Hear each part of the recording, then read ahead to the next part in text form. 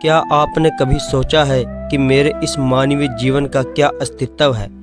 मेरे लिए इस मानव जीवन जो कि ईश्वर की अनमोल देन है, उसका क्या महत्व है?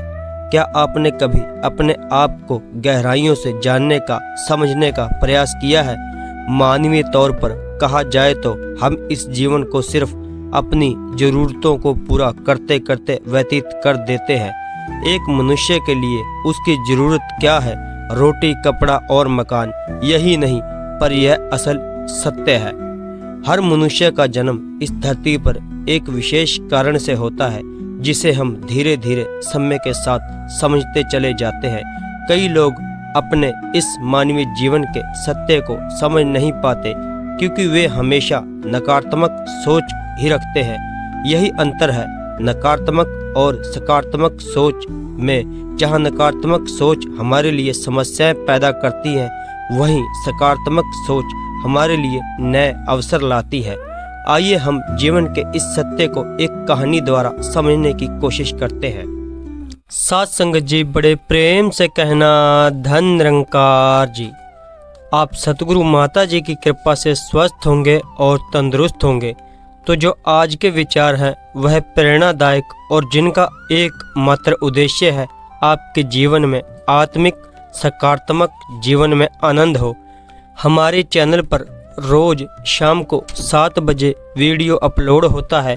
आपसे विनती है आप चैनल को सब्सक्राइब करें और इन विचारों को अपने जीवन में ढालें। सत्संग जी, बड़े प्रेम से कहना धन निरंकार जी। तो सत्संग जी, जो आज की कहानी है उसका शीर्षक है सबसे बड़ा गरीब कौन। तो आइए करते हैं कहानी की शुरुआत। एक महात्मा भ्रमण करते हुए नगर में से जा रहे थे। मार्ग में उन्हें 1 रुपया मिला। महात्मा तो विरक्त और संतोषी व्यक्ति थे। वे भला उस रुपये का क्या करते?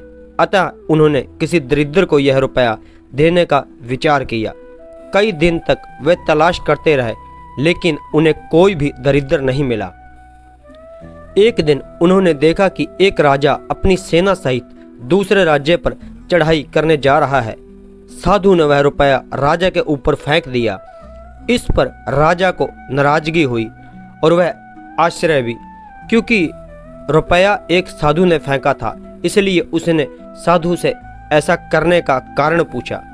साधु ने धैर्य के साथ कहा, राजन, मैंने 1 रुपया पाया, उसे किसी दरिद्र को देने का निश्चय किया, लेकिन मुझे तुम्हारे बराबर कोई भी दरिद्र व्यक्ति नहीं मिला, क्योंकि जो इतने बड़े राज्य के अधिपति होकर भी दूसरे राज्य पर चढ़ाई करने जा रहे हो और इसके लिए युद्ध में अपार संहार करने के उद्यत हो रहा है, उससे ज़्यादा दरिद्र कौन होगा? क्योंकि तुम्हारे पास इतना धन है, इतनी तुम्हारे पास सैनिक है, और फिर भी तुम दूसरे राज्य को हड़पने की सोच रहे हो। तुम्हें परमात्मा ने किसी भी चीज की थोड़ नहीं दे रखी, तो तुमसे गरीब कौन होगा? राजा का क्रोध शांत हुआ और वह अपनी भूल पर पश्चाताप करते हुए उसने वापस अपने देश को प्रस्थान किया। तो सत्संग जी, इस कहानी से हमें प्रेरणा क्या मिलती है? हमें सदैव संतोषी वृत्ति रखनी चाहिए। संतोषी व्यक्ति को अपने पास जो साधन होते हैं वही पर्याप्त लगते हैं, उसे और अधिक भूख नहीं सताती। क्योंकि सत्संग जी, आप सभी को पता है, भाग्यशाली वो नहीं होते जिनके पास सब कुछ है। भाग्यशाली वो नहीं होते जिनके पास सब कुछ है, बल्कि भाग्यशाली वो होते हैं जिन्हें जो कुछ भी मिलता है वह उसे ही अच्छा बना लेते हैं। अगर हम धन के पीछे भागेंगे तो कब तक भागेंगे? और जो ये परमात्मा ने दिया है, हमें इसके बीच ही सब्र करना चाहिए और अपनी मेहनत निरंतर रखनी चाहिए, और हमें जो मिला है उसी में ही अपना गुजारा करना चाहिए, ना किसी का हक दबाना चाहिए। इस कहानी से हमें यही प्रेरणा मिली और यही संदेश मिला। अगर आप नए हैं तो चैनल को सब्सक्राइब करें और हमारी प्यारी सी फैमिली का हिस्सा बने। धन निरंकार जी।